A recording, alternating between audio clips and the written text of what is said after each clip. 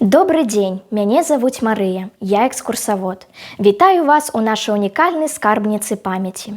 Наш музей «Ашмяны падзеі людзі» быў заснаваны ў 2007 годзе, а ў 2019 годзе ён атрымаў ганаровае званне народнага. Сёння ў яго асноўным фондзе захоўваецца 847 экспанатаў, і кожны з іх чакае, каб вы яго не толькі ўбачылі, але і адчулі. Вы павінны зазірнуць у наш музей, бо, па-першае, ён расказвае гісторыю для ўсіх пачуццяў. Гісторыя перастае быць ілюстрацыяй у падручніку. Яна становіцца жывым, шматмерным вопытам. Па-другое, ён дапамагае стварыць асабістае эмацыйнае адкрыццё.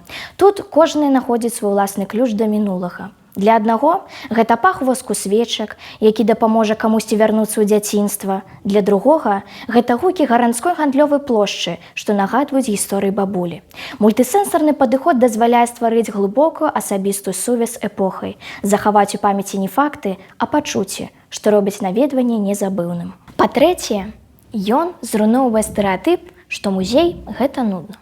У нашым музеі можна кранаць экспанаты, прыслухоўвацца да іх гучання і адчуваць іх пах. Ён ідэальны для дзяцей, падлеткаў і дарослых, якія шукаюць нестандартныя ўражанні. Інтэрактыўнасць і нечаканасць робяць падарожжа ў мінулае захапляльным. Я запрашаю вас у незвычайнае падарожжа. Пачнем?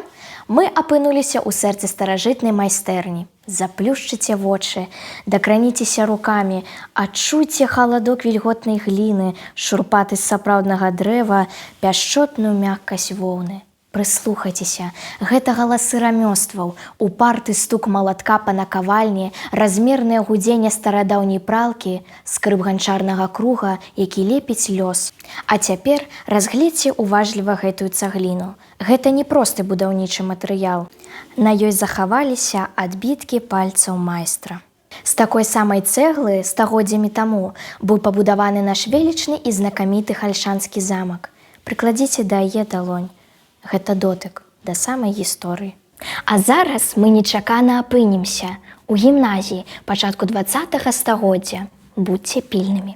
У паветры вітае пах старадаўняй паперы, чарніл і воску. Уявіце, што вы прыселі за парту.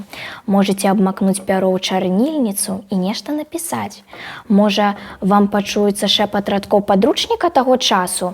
Антычная гісторыя, польская літаратура, біялогія. А ў вольны час гімназісты маглі гартаць кнігу, якой зараз ужо 130 гадоў.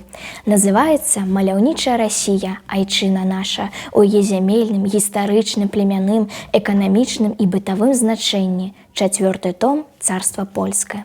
Выдадзена ў 1896 годзе ў друкарні Маўрыкія Восіпавіча Вольфа ў Санкт-Петербургу, як дадатак да часопіса «Новь». Альбо гэта мог быць зборнік казак «Хітрэц ліс», выдадзены ў тыпаграфіі Сыціна ў 1898 годзе. Гэта тое самае выдавецтва, дзе працаваў Есенін. Колькі ж пакаленняў чытала, вучылася па гэтых кнігах. А цяпер, калі мы кранулі гісторыю рукамі, дазвольце вас запрасіць на унікальны канцэрт. Услухайцеся. Гэта не сучасны шум, гэта сімфонія горада мінулых дзесяцігоддзяў. Вы чуеце грукат падкоў па бруку, звон цыргуноў? Гэта едуць сяляне на мясцовы рынак.